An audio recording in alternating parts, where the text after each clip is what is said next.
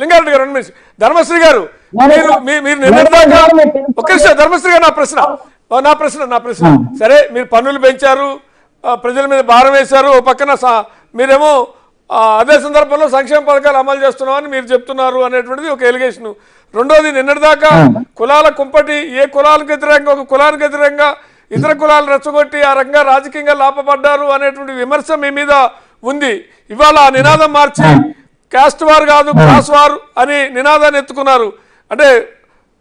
జ్ఞానోదయం అయిందా ప్రశాంత్ కిషోర్ వల్ల మనకు నష్టం జరిగింది అన్న జ్ఞానోదయం అయిందా లేకుంటే మీరే గుర్తించారా మిమ్మల్ని ఆయన వదిలేశారా ఆయన మీరు వదిలేశారా అని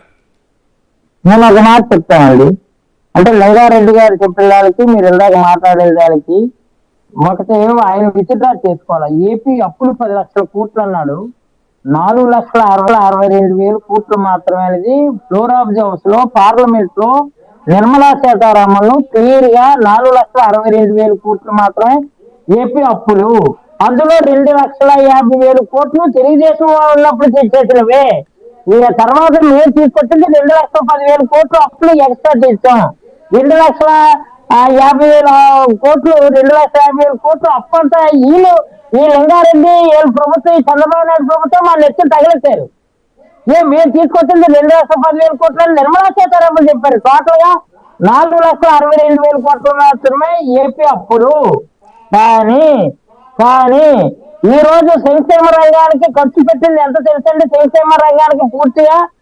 2,67,000 కోట్ల రూపాయలు సంక్షేమానికి పంపిణీ చేసాం మేము ఓన్లీ వెల్ఫేర్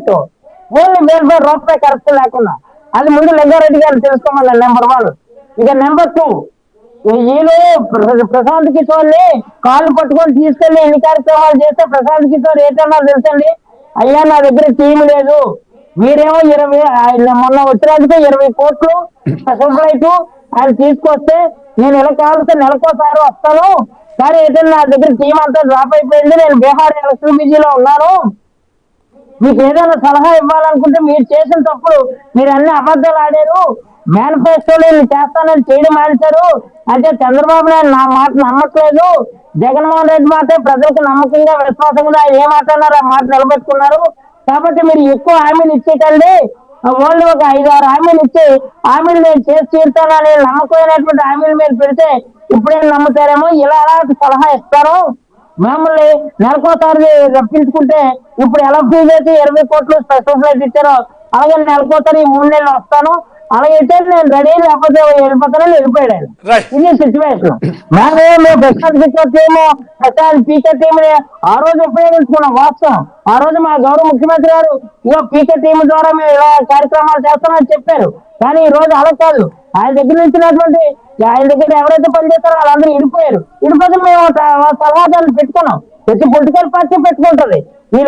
ఈ పీకే కాదు ఇంకో పీకేని ముందు నుంచి ఉన్నారు కదా పవన్ కళ్యాణ్ ఆయన పీకే ఈయన పీకే ఏ పీకే వచ్చినా మన పీకే లేదు కదా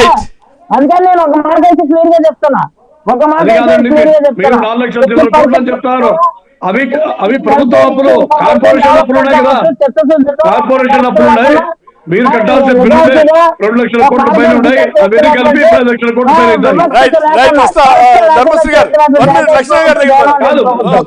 కాదండి స్పెషల్ ఫ్లైట్ 20 కోట్లు కలుపుతారా విమానం వస్తుంది కదా కొత్తది చిన్న విమానం వస్తుంది కదా